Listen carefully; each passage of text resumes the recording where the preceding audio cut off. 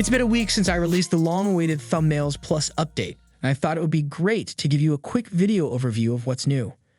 When you download and open the Assets collection, here's what you will find.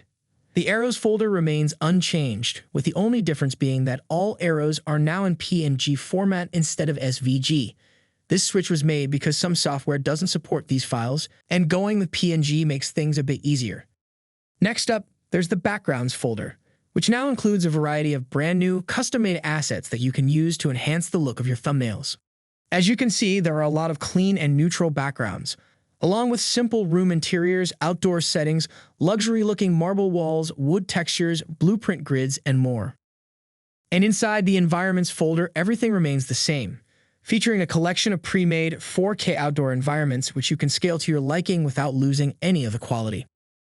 Next up is the Brushstrokes folder, which didn't receive any updates this time. Maybe I'll expand this collection sometime in the future. We'll see. However, inside the Other Assets folder, I've added new items such as cardboard boxes, wooden crates, road sign, whiteboards, and some other default signs. And inside the Photoshop folder, everything has stayed the same, except for two minor additions to the actions and gradients. The next new addition is the Project Files folder, which contains the project files for these 3 thumbnails I recreated a while ago. I thought that by giving you access to some of my work, you'd be able to explore the essential editing techniques I use, from composition to lighting and coloring.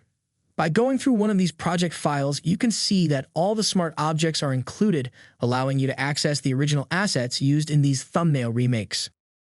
Next, there are installation guides for each of the assets within Photoshop, as well as the README file that you should go through when you purchase the Thumbnails Plus. Now let's take a look at the Assets PSD file. Here I've added 5 new UI elements. These elements are fully editable, as you can see in this example. In the upcoming days, I'll be releasing mini tutorials on how to use some of these assets in your own work, along with the best practices for editing them. So be sure to follow me on Twitter for these updates, or check out the tutorials page on thumbnails101.com.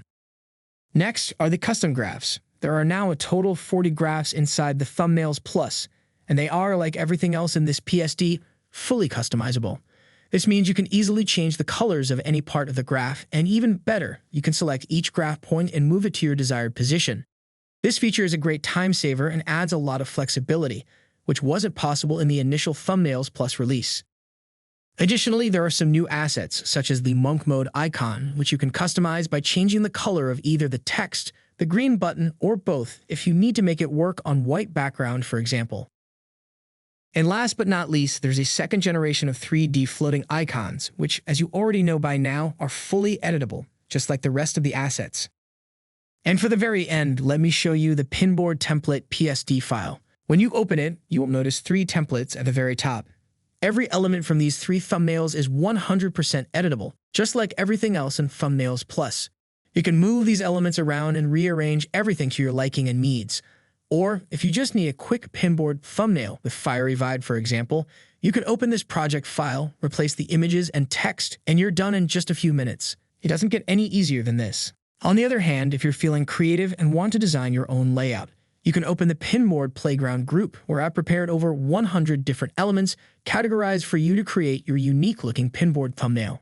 As you can see, the categories include the following: different boards for the background, frames for the main subject of your video, main text placeholders, image placeholders surrounding the main frame, elements like notes and tapes, lines to connect everything, and finally, a beautiful set of 30 overlays that add a subtle layer of uniqueness to this very popular thumbnail style.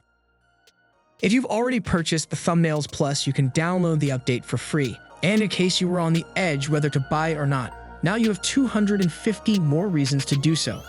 Check the first link in the description to view the product page. And happy thumbnail editing!